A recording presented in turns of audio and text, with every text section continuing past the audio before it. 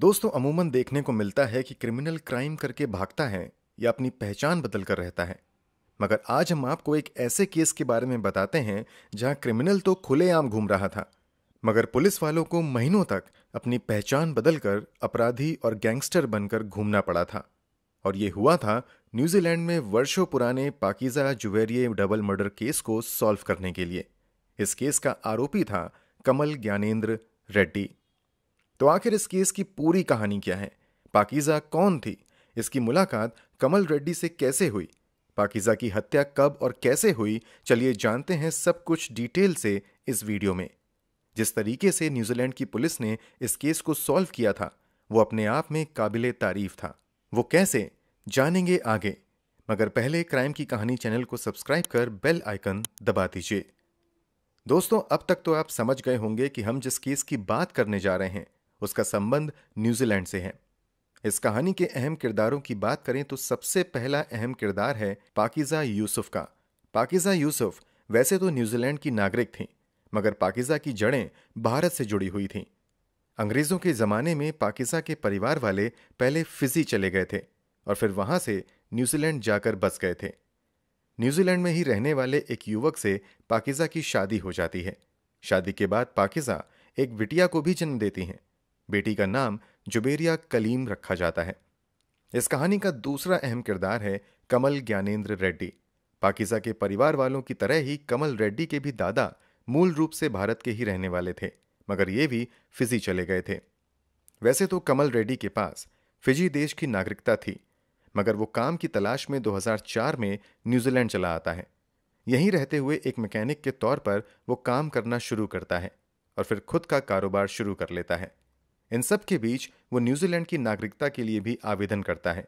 इसके बाद उसे न्यूजीलैंड की नागरिकता मिल जाती है। काम करते हुए कमल रेड्डी अच्छा पैसा कमाता है। इन पैसों से वो अपना एक अच्छा सा घर भी ले लेता है। कमल रेड्डी की शादी को भी कई साल हो चुके थे, मगर उसका डिवोर्स हो गया था और फिलहाल वो अपने 2 बच्चों के साथ इस घर में रहता था। 2006 के आसपास कमल रेड्डी के घर पर एक कपल किराएदार के तौर पर घर तलाशते हुए पहुंचते हैं। ये महिला कोई और नहीं बल्कि पाकीज़ा यूसुफ थी। पाकीज़ा के साथ उसका पति और उसकी नन्ही सी बेटी जुबेरिया कलीम भी थी। सब कुछ तय होने के बाद कमल रेड्डी के घर के एक हिस्से में पाकीज़ा यूसुफ अपने पति और बेटी के साथ किराएदार के तौर पर रहने लगती है। यहीं से अब कहानी में ट्विस्ट और टर्न्स आने शुरू होते हैं। कमल रेड्डी के घर में रहते हुए पाकीज़ा और कमल के बीच बातचीत का सिलसिला शुरू होता है। शुरू में तो ये बातचीत बतौर हाउस ओनर और रेंटर के तौर पर होती है। फिर जैसे जैसे इन दोनों के बीच बातचीत का सिलसिला बढ़ता है, दोनों एक दूसरे के करीब आने लगते हैं।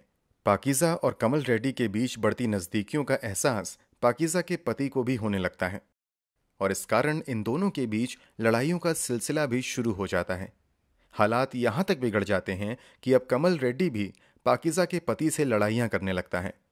एक बार तो बात इतनी ज्यादा बढ़ जाती है कि कमल रेड्डी पाकीज़ा के पति पर हमला कर देता है। बात पुलिस तक पहुंच जाती है, मगर कोर्ट की सुनवाई में ना तो पाकीज़ा और ना ही उसका पति उपस्थित होता है। इस कारण इस मामले में कमल रेड्डी को बरी कर दिया जाता है। समय के साथ पाकीज़ा का झुकाव कमल रेड्डी की तरफ ही बढ़ जाता है। इसके नतीजे में पाकीज़ा और उसके पति के बीच डिवोर्स हो जाता है। डिवोर्स के बाद पाकीज़ा अपनी बेटी जुबेरिया के साथ कमल रेड्डी के साथ ही रहने लगती है।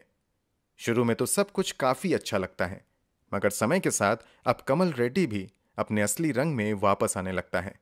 वो शराब के नशे में अक्सर घर आकर पाकीज़ा के साथ मारपीट करने लगता है। क्योंकि पाकीज़ा ने परिवार वालों की मर्जी के खिलाफ जाकर अपने पहले पति से तलाक लिया था, इसलिए उसके सभी रिश्तेदारों ने, यहां तक कि माता पिता ने भी पाकीज़ा के साथ अपने रिश्ते खत्म कर लिए थे।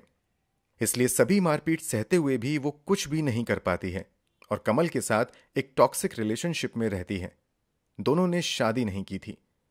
जब कमल रेड्डी हद से ज्यादा मारपीट करने लगता है तो पाकीज़ा खुद ही अपनी मां से फोन पर बात करते हुए कमल रेड्डी के बिहेवियर के बारे में बताती है। कमल के बारे में जानने के बावजूद पाकीज़ा के माता पिता बहुत कुछ नहीं कर पाते हैं और अपनी बेटी से दूरी ही बनाए रखते हैं। इस तरह समय बीतने लगता है, यहां तक कि कई महीनों तक पाकीज़ा की किसी भी दूसरे रिलेटिव से कोई बातचीत नहीं होती है। लगभग साल भर बीत जाने के बाद जब पाकीज़ा की मां अपनी बेटी को फोन करती हैं तो कोई जवाब नहीं मिलता है। थक हार कर वो कमल रेड्डी से कांटेक्ट करती हैं। जवाब में कमल रेड्डी बताता है कि आपकी बेटी तो कई महीनों पहले ही मुझे छोड़कर अपनी बेटी के साथ किसी दूसरे लड़के को लेकर ऑस्ट्रेलिया चली गई है और अब वो वहीं रह रही है। इस बात को सच मानकर पाकीज़ा के घर वाले कई बार उससे कांटेक्ट करने की कोशिश करते हैं, मगर कहीं से कोई भी अता पता नहीं चलता है। यहां तक कि इनके कुछ दूर के रिलेटिव ऑस्ट्रेलिया में रहते हैं, उनसे भी पाकीज़ा के बारे में बातचीत होती है, मगर पाकीज़ा की कोई जानकारी नहीं मिलती है। इन सब के बीच 2007 से 2013 का समय आ जाता है। इतने वर्षों तक पाकीज़ा से ना तो एक बार बात होती है और ना ही उसके बारे में कोई जानकारी निकलकर सामने आती है।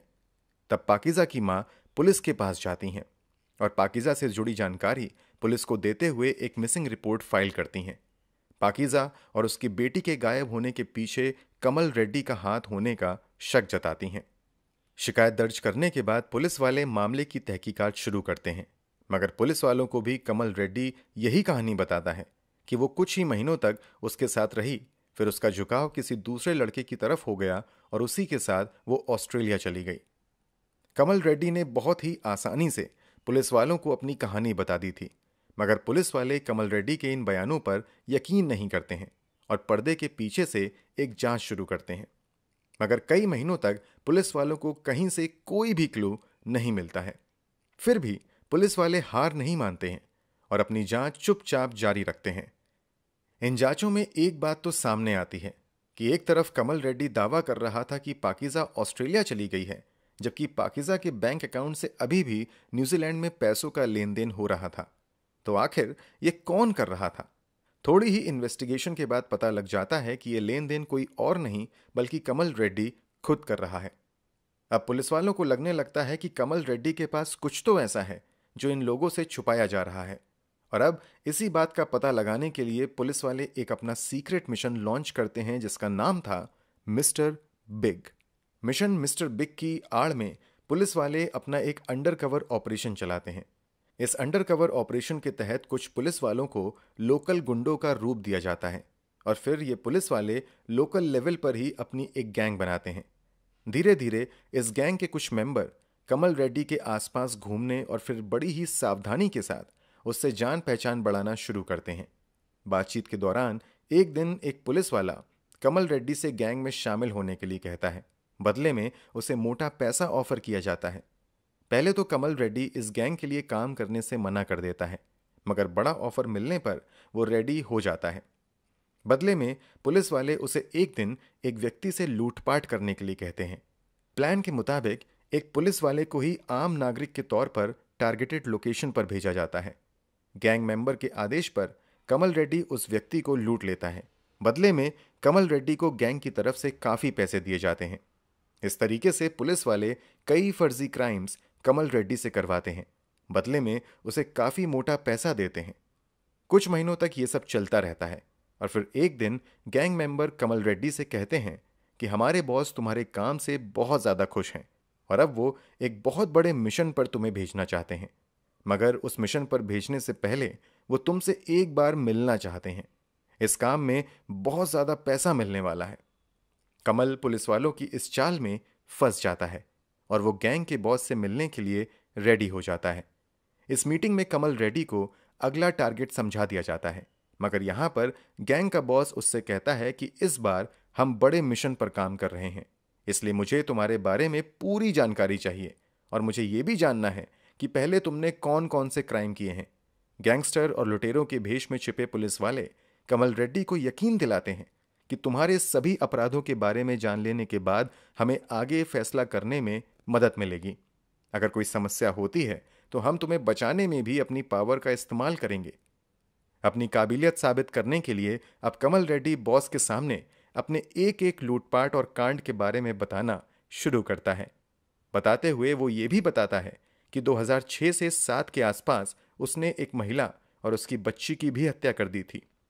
पुलिस वाले जिस जानकारी को निकलवाने के लिए पिछले 6 महीनों से ये सब नाटक कर रहे थे, वो कमल अपनी जबान से खुद ही बता रहा था, मगर पुलिस वाले अब भी नाटक करते हुए कहते हैं कि वो हत्या वाली बात नहीं मानते हैं। वो कमल रेड्डी से कहते हैं कि अगर तुमने कोई हत्या की है तो मुझे वो जगह बताओ जहां तुमने लाश को ठिकाने लगाया था, ताकि हम उसे वहां से हटाकर सबूत मिटा सकें। जब गैंग वाले पूरी तरीके से कमल को यकीन दिला देते हैं कि वो उस लाश को छिपाने और सबूत मिटाने में मदद करेंगे, तो अब वो पुलिस वालों को शहर से दूर एक ब्रिज के नीचे ले जाता है और इशारा करते हुए बताता है कि उस ब्रिज के नीचे गड्ढा खोदकर एक महिला और एक बच्ची को दफनाया था।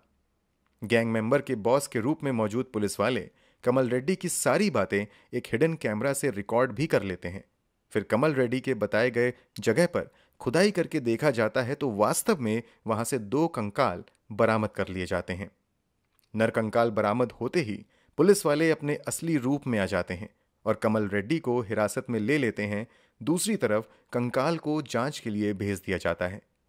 जांच के बाद साफ हो जाता है कि पुलिस वालों ने जो 2014 में ब्रिज के नीचे से कंकाल बरामद किए हैं वो 2006 से 7 में गायब हुई पाकीज़ा और उसकी मासूम बेटी जुबैरिया की है।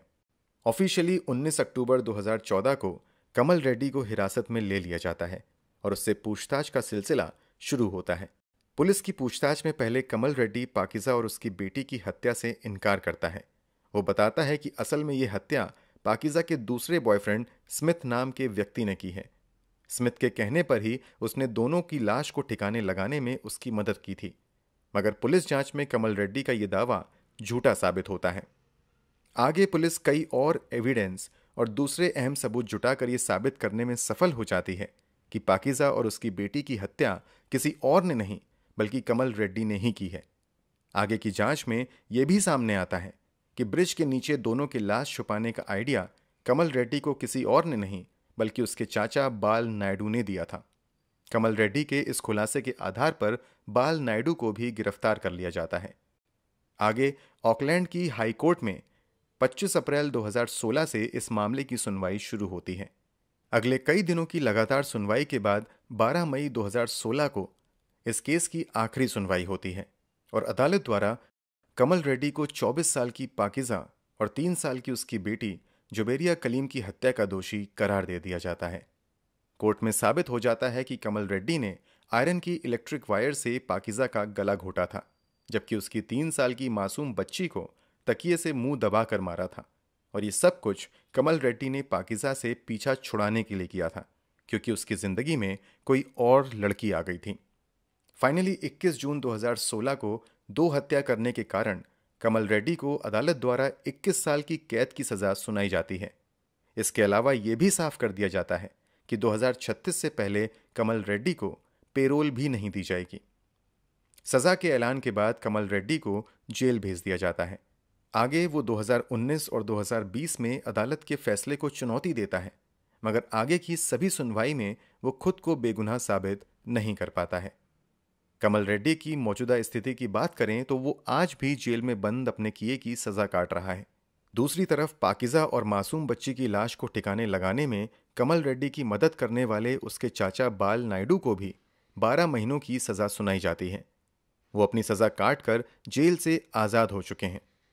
बाल नायडू को कम सजा मिलने की एक बड़ी वजह यह भी थी कि पूरी जांच के दौरान उसने पुलिस वालों की मदद की थी और कई अहम सबूत पुलिस वालों को दिए थे। कुल मिलाकर बेहतर जिंदगी की तलाश में फिजी छोड़कर न्यूजीलैंड आए कमल रेड्डी को जेल जाना पड़ा, जबकि पाकीज़ा और उसकी मासूम बच्ची अपने जान से ही हाथ धो बैठे। जिस तरीके से पुलिस ने इस केस को सॉल्व करने में काम किया था, उसकी न्यूजीलैंड में काफ़ी तारीफ हुई थी। दोस्तों, इस पूरे केस के बारे में आपकी क्या राय है? कमेंट बॉक्स में ज़रूर बताएं। अगर आपको हमारी मेहनत पसंद आई हो तो इस वीडियो को लाइक करते हुए शेयर भी करें। अगर आपने अब तक क्राइम की कहानी चैनल को सब्सक्राइब नहीं किया है तो जल्दी से चैनल को सब्सक्राइब कर बेल आइकन भी दबा लें। क्राइम की दुनिया से जुड़ी ऐसी ही कहानियों के लिए हमारे साथ लगातार जुड़े रहें। धन्यवाद।